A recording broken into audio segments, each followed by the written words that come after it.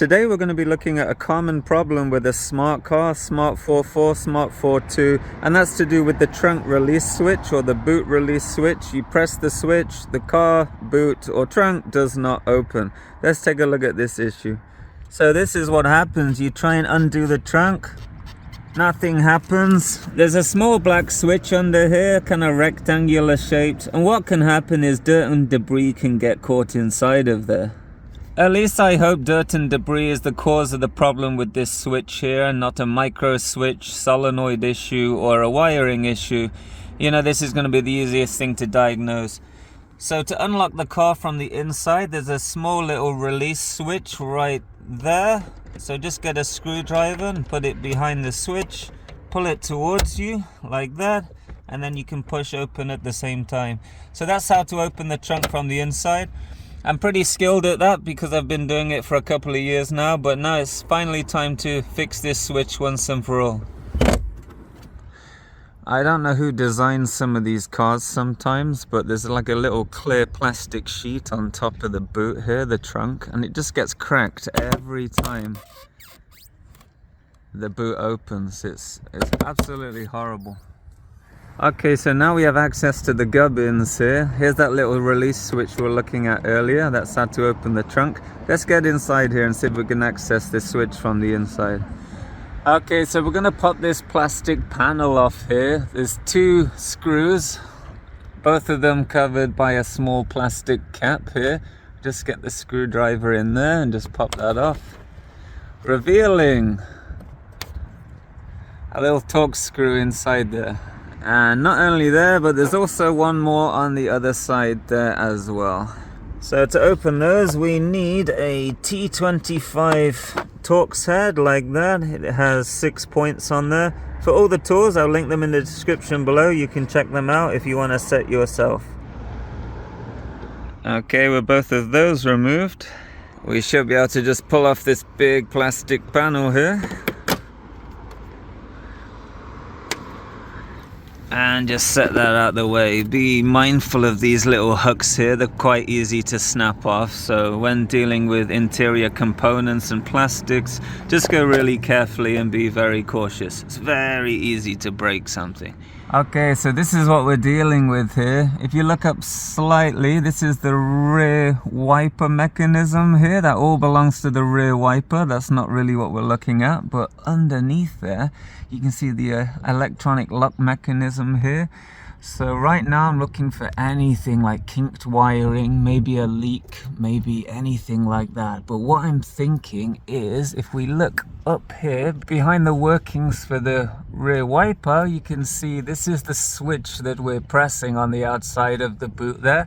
Again, there's two more Torx bolts there which we're going to take out. So it's that one there, the black one, and that black one there. I'm going to try and undo those and have a look at the switch. It's going to be the cheapest, easiest thing to check, and then we're going to go from there. And for those two, a little smaller, Torx T20. So you probably need a small extension just to get up in there to take those ones off. Okay, I can't quite access that last Torx up there, so what I'm going to do, I'm going to undo this 10mm bolt holding the rear wiper assembly, and we're just going to try and swing this out of the way. So 10mm on that one. Let's see if we can get some clearance. So I've taken out the two 10mm bolts for the rear wiper assembly, and it's given us just enough clearance just to get in our Torx head through this little hole here. So that's pretty good. So from underneath now we can just get our finger in there and just push it out. It'll come totally loose. So I noticed as the switch is starting to come out here, that's a familiar noise we haven't heard in a very long time. So obviously something is intermittent, it's loose, or it could just be dirt in the switch, which is what I'm hoping for. But right now it's working. So let's see if we can investigate a little more. So here's the boot or trunk release switch. It seems a little hung up, a little bit stiff, like there is dirt and debris in there. Kind of like how I hoped for and how I suspected. We're going to take it in the house where it's nice and warm and see if we can clear this up a bit. Okay, so if we look at the small wiring harness that goes into the boot or the trunk release switch, You can see there's just 2 wires into it there. So I imagine when these 2 wires are connected, it's going to open the trunk. So you see the 2 little metal terminals there? I'm going to try and short them out with a regular staple. So I'm going to touch those 2 terminals together. I'm going to keep trying that, and if that continues to open the boot of the car, then we know the problem is with the switch. If not, we're going to have to chase down something else, maybe a micro switch, some of the electronics, wiring, perhaps a fuse, anything like that. But let's start simple. Seems like it works to me. Okay, so underneath the switch here, there seems to be 2 little tabs, that one there and that one there. If I just press those with a small flathead, then this should release the switch outwards, and then we can pull it off as it's just sitting on that little plastic bar at the back there. Oh, look at that. I think a spider is about to lose his home. Are you responsible for my car boot not opening? Unbelievable, huh? Yeah, good riddance. Get out of here. Alright, so we've got the switch open. We can see how it all works now. There's a bit of moisture in there, a bit of humidity. What tends to happen with this car, or at least this latch lock here, is when it gets humid and wet, it seems to stop working. So it seems like something is interfering with the switch here. So that's the little micro switch there. Pretty much just presses down. I'm going to give this a good clean up with some alcohol and everything and see if we can free it up a bit. Okay, so you can see all the dirt and debris in there. It obviously something is seizing or something is getting stuck, or it could be this little micro switch inside there as well. Now this little switch here is epoxied in. You can kind of see on the left and right down there. So I'm not even sure if we could get that out. I imagine we could, but it might be easier just to replace this whole thing if it's the micro switch. But what I'm going to do, I'm going to clean everything up. So you can hear it's quite loose. We don't know if it's failed inside. It could be anything, but it's definitely not hung up. But what can happen is it can get humid in here, and when it gets humid, this dirt tends to stick, and this release switch doesn't sort of retract anymore. What was happening was I was pressing this trunk release switch here, and it wasn't really coming back. It was going in and sort of almost sticking, and I think that's because all this dirt, look at all that, was just kind of sticking against the humidity of the plastic here. I'm hoping that's the only problem. Otherwise we can look at replacing this micro switch part here, which is all of this. There's a model number on there, but I'm going to clean this up a bit and hope that that is the issue. For that I have isopropyl alcohol, 99.9%, so very high concentration there, and just a bunch of cotton buds, wipes, and these guys as well. So let's get this cleaned up. Okay, so I've cleaned everything out here on both surfaces here, this one and also the switch itself, inside all the hinges, the nooks and crannies. We got through all of that. So we're going to reassemble, get it back on the car and see how it goes, see if we've solved the problem. Okay, so I'm noticing something now. The longer this has been back together and the more times I press it, it's sounding worse every time, almost like the switch isn't returning or something like that. What I'm going to do, I'm going to plug it back into the car, not into position, just to test it. Okay, moment of truth. Yeah, sadly, just as I suspected. Okay, plan B.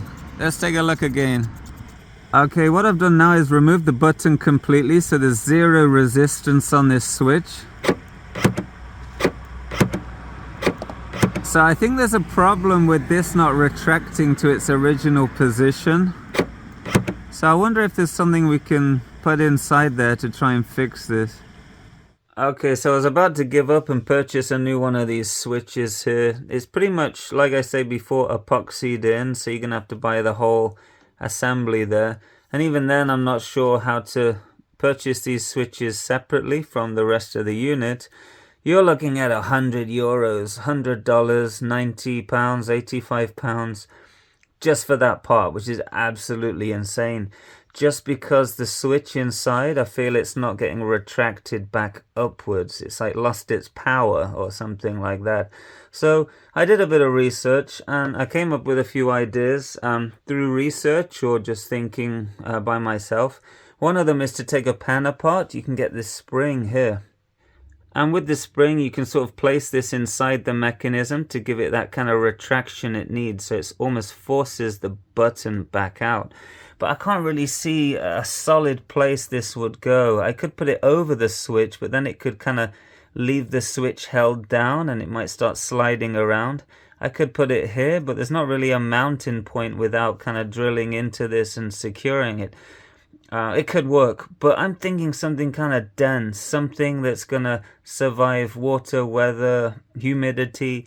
And I was thinking something like some hard foam, maybe from some safety protection equipment, or a weatherproof shuttlecock, something like that.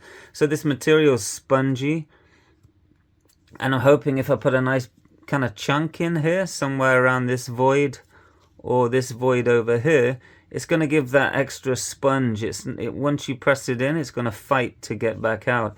But it doesn't really matter what I use, so I'm going to see if this will, provide us a suitable fix, and try and avoid, potentially €100 fee just to buy a bit of plastic.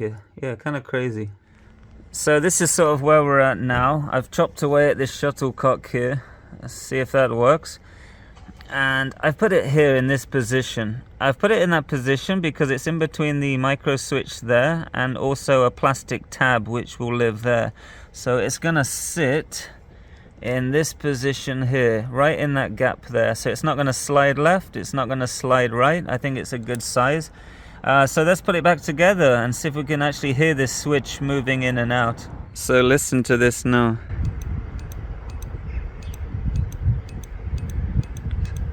So that's what we want to hear. Let's give it a go, see if it works.